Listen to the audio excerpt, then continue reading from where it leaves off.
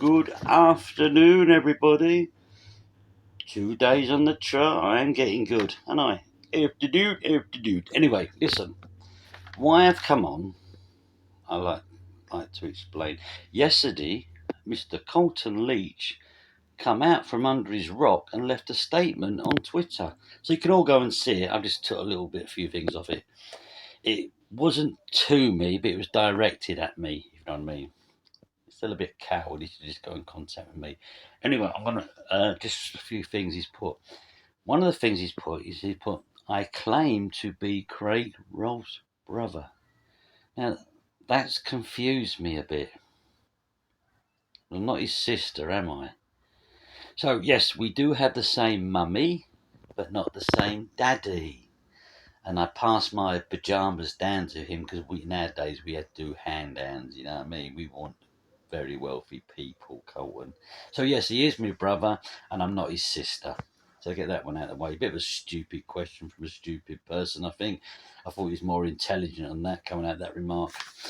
And then he put, it's taken me 30 years to come out and speak. Well, before you wrote that statement yesterday, you should have done a bit of research, Carlton, because you just made yourself look a right twat. Now, I come out in 96 on dispatches. So if you'd done your research, you would have known I'm going to come out of that. Then I kept quiet. Yes, I did go quiet. Why? Because I met my wife and I had 2 children, and my wife asked me to pull away from it. She didn't want no aggravation. She comes from a bit of a family. You know what I mean? Yes. They've never been in trouble. They don't like trouble. So I was honoured to marry her, I suppose. So that's why. But I did have a lady come on my door many years ago and knock. Bang, bang, bang. Is Brian Rolfe there? Yes, I went to the door and spoke to her. It was a lady from Cosmopolitan magazine, and she offered me 10 grand, Carlton, to tell Craig's story. The £10,000 would have helped us a lot. Yes, I admit that. I'd love to have took it, but I didn't because I honoured my wife's wishes. And then my wife said, Brian, look, I don't need this. Can we change our name by default? So we changed it from Rolfe to Richardson. And I've got the paperwork upstairs, changed by default. That's all. Nothing, police or anything, just default. And I can prove that online. I have nothing to hide, Carlton. And then you point out that, oh, look, he's brought a book out for his sales. Yes, I have brought a book out, and I will bring another book out. See, I have the right to talk about my brother, okay, because he's my brother. Well, you don't because you didn't like him and he fucking hated you like Tony hated you. Now, people are going to say, Brian, you're wrong there. Tony and Carlton were fucking like that. You couldn't put a roll-up paper between us. They was at one stage, yeah. And then Carlton threw a little tantrum over a fucking punch bag that Nigel Benn gave Tony. So they fell out. Now, I've said this years ago, and people doing and say, yeah, okay, Brian, it's not true. They've always been buddies. And then Lee Chapman, a lovely bloke, down to earth, honest, reliable bloke, went on Terry Stone and stated that Tony fell out with Carlton. Okay, so I'm not lied. I've told the truth all the time. So Carlton, he fell out with you. So you have a go at me for saying things, and mate, you say, what was the other thing you say? I was coming to defend his brother, yet he's make him out to be the scumbag. Now, if I come on here and turn around and say, well, do you remember my brother Craig Cohen? He used to help old people across the road, yeah, with their shopping. He used to do errands for a lot of people. When the snow came, he used to go out on the street and clear all the road on his own with a shovel. Why lie? If I want to put Craig down for what he was, that's down to me. That's not down to you, Carlton, to promote your books, is it? People have asked me to tell the truth, what I went through and what Craig was like. So I have done. I have no intentions of bullshitting you. So that's another thing. But you say about books. Now let's go back now. Books. Oh yes, Carlton. You've done 3, is it? You're doing a 4th one now. You're not giving them away, are you? They are for sale, aren't they? Yeah, I thought they were. So I don't understand that question either. Now, you did do a book, your first one, didn't you? Rise of the Foot Soldier. Well, that's what the film was called. But didn't you go to a bloke called Terry Stone and say, look, you might be interested in this? And Terry financed it for you and got the film, didn't he? So you know better than me. You are such a fucking hypocrite. You come in here calling and you know better than me. You went round to Terry Stone. So you've made, right, your money off the deaths of the Essex boys. Am I right? If you don't have a day, you don't have a proper job where you go to work 9 till fucking 5 or 7 till fucking 4, do you? You don't have a proper job. You've never done a proper job, have you? So let's get that right. You never worked in a supermarket or a factory on a building site. So you've lived off the Essex boys. Okay, they're murders. So stop being an hypocrite. You're an old man like me. Yes, I could be a piss taker. I do it at work. You can ask the lads, I'll wind them up. That's the way I am. But don't come on here criticising me about my book when you've put 3 out and you're living off the deaths of the Essex boys. And don't say you're not, because you're still going around doing your fucking talk shows mentioning the Essex boys. Me and Tony were that close, yeah.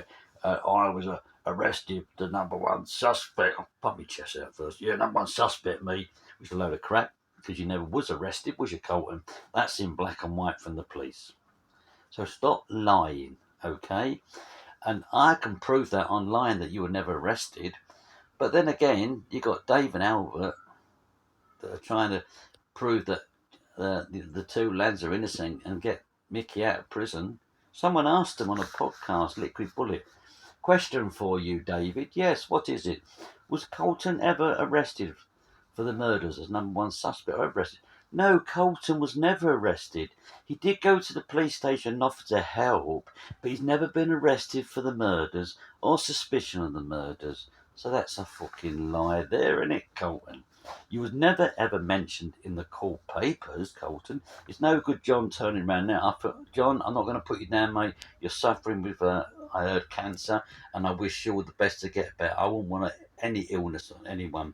I have a lot of respect for it. When he started talking with Carlton and turned around and saying he was never in the papers, court papers one time, then suddenly he's saying he was, that's what pissed people off, because you can't keep changing your stories to suit yous.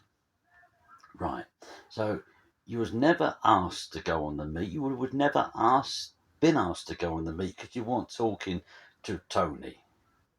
So the only person that was asked to go on that meet and needed would have been Lee Chapman. Okay. And then you go on about they were all tooled up and that Pat got it first. How do you know Pat got it first? No one knows who got it first, do they? You just putting stories out there. Now, let me tell you this, Cole, and I'll be straight now. Canning Town had nothing to do with it. That's going to be proven to you as well. When Jackie comes on, she's going to prove that Canning Town lot had nothing to do with the murders. Okay? We're going to be focusing our eyesight, our brain on a bloke called Gilbert. Now, a lot of people know who I'm talking about, okay? I'm not going to say his last name at the minute, but I will do it as soon as I get the stuff from Jackie. I will put out there Gilbert's last name. Well, everyone knows it anyway, but yeah, Gilbert and the 3 brothers. I'm not scared, Carlton, of hiding under the rock mentioning names, because if we want the truth, we have to tell the truth, whether it upset people or not. Now, I know that the brothers were involved. I know Terry come to some sort of agreement with the police force. I know the police are fucking corrupt as anything, and I'll keep on saying it. I'll say it loud and loud and loud. The police are corrupt. That case is fucking stinks of corrupt police. So that's it. So, Colton, okay, you don't want to sit round the table with us. That's fair enough. It wasn't me, okay, my personal self, that asked for this. It was the viewers that asked for it. So I said, okay, because I have to answer to the viewers. They're the people that follow me, with me, the same people that follow you, Colton. So if someone comes and asks you a question, you answer it. Then you're going about subscribers. So you've got what, 20, 30,000? Say 40,000 subscribers. How many years you been going, Carlton? I've got nearly 7,000, and I'm not even been a year yet. So I'm catching you up. So don't think I'm little small time.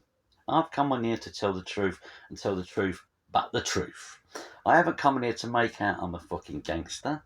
I haven't come here to make out that I was the fourth man in the van. Yeah, I was asked to go with my big fucking towing machine gun because I wasn't. Okay? And you wasn't asked to go. And you never would have been asked to go. Every podcast you've done that I've just watched, now I can pull them apart left, right, and centre. Every story you say changes. You're saying that more or less one of them got them down that lane. Okay? But the story is that John shot him, not Mickey. Jack shot him, not Mickey. So you'll make up your mind. Who's who? Who did it? Who went down that lane? No one knows why I went down that lane. You all have stories to tell, and it's for the public to put together the jigsaw and think, oh, that's fucking more like it, yeah. Not like he's saying over there. But you've lived off the Essex boys for 30 years, Carlton. So don't go whinging about me because I bought a fucking book out, because I'm going to bring another book out. But that's not about the Essex boys. That's about my life. Like you're bringing another one out about your life. And you're hoping to get a film out. And I hope you do get a film out. But when I used to go Upton Park in my days, yes, I used to go football, Carlton. I'd go from Basildon up to there, mate. Yeah, no problem at all with a few of us. And the biggest name going those days, and the most respected name was going in those days on the terraces, was Bill Gardner. It was fucking not Colton Leach, because a lot of people I spoke to said you were a coward. You only fought when you had a tool. Now, I can't say that's true because I've never seen you fight, and I've never seen you on the terraces. You with me? I've only heard about you. I do not know you personally. So I'm not going to make out that I bumped into you twice. I see you on the fucking doors of the nightclubs, because I never did. I've only heard from you. And I've heard shit things about you.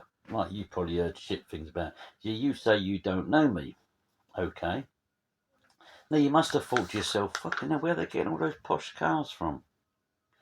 Oh, you can't, can you? Because you weren't around. That's it. That's why you don't know me. You weren't around. That man knows me, but you don't know me. That's amazing. Anyway, listen, I'm not going to keep falling. I'm not going to mention your name no more, Colton. I'm glad you've come out from under your rock. You've probably been told to by a lady friend. You're like, stop fucking hiding, Colton. Man up and speak to the fucking dickhead, Brian. So you have done, but you didn't direct. You've done it on, like I do, YouTube, Twitter, whatever. Thank you for replying. I've answered your questions. Like I say, if anyone has the right to put Craig down, it's me. Because he is my brother. So that's what I've done. I've told the truth about his life, my life, and your so-called fucking best mate, Tony. Alright? And they were scumbags. And I was no better. I was ripping people off with cars. And I grassed them up. Now, if the police would have done their job that fucking night, when I told them Craig was carrying, he would have been in prison. He wouldn't have been in the fucking Range Rover shot brain out. And maybe the deal would never have gone down. Okay? I don't know. I don't think it was a deal. I think they were taking that lane to be gone with. Now, I've kept quiet because I've had people after me through my big fucking mouth. But the people after me with my big mouth have passed away now, so I've got the balls to come out now. They're gone. Yes, I wouldn't come out before, and I'm not going to fucking lie, mate. I don't want no fucking sauna shoved up my arse and my head blown 3 ways, do I? So I kept my mouth shut for that and the sake of my family. But I've come on here, and everything I'm saying, I tell the truth. People can put me down, discredit me. It does not bother me. Because at the end of the day, there's some big podcasts coming up, and I'm going to stick some proof out there. People are going to say, fucking hell, it's in black and white there. So all the time we've been calling Brian's a liar, look, it's in fucking black and white. I can back things up. I don't go online doing research like you and Bernard do. Okay, looking at things, yeah, this, that, yeah, that's how it happened, yeah, we'll say this. It's like Bernard.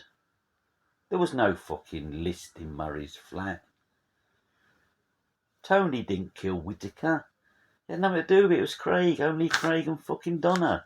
So your facts are wrong all the time. So now you're in one podcast, when you say they got shot fucking early hours of the morning, then you say different. So listen, I'm not going to mention no more. I've had my little rap with you. You've answered the question. That's what we have to do. No, I will not sit round the table with a dickhead like you, Brian, and a fat fucker like him. That's all you had to say, mate. Then the people out there that listen to us, subscribe to us, will say, okay, mate, I don't blame you for not sitting with the cow. And someone will say around and say, you're a coward. That's life. I don't like fucking Bernard at all. But I'm going to sit round the table. I'm going to be a man, sit round, answer a few questions, try and get a few things out of him. He would try and make me look a twat and get a few things out of me. But then, like I say, end of the day, Carlton, it's down to the viewers. It's not down to me and you what choices we make in life. It's the viewers, the people that buy our books that keep us going. But see, I get up to work every morning and go and do a fucking day's graft. Not like you, lay in your fucking bed and wait for your promoter, your manager to phone. Colwyn, yeah, we're at Norwich tomorrow night, son. We've got a talk show there. Sell out. Good luck to you. I hope you make fucking millions and have a happy life. I really do. And the lady you've met, she seems a right nice lass. She really does. And I'm glad you're involved with all your children and grandchildren. I've never put anyone's family down. I have no intention of doing that. It's between me, you, and fucking Humpty Dumpty. That's what the public wanted to hear. But like I said, you've come out, you've told the truth, you have no intention of sitting around the table with me, him, and him. That's fair enough. At least I've got an answer out of you. It's just a coward's way of doing it. I wish you all the best, Carlton. I really do. Bye bye, everyone.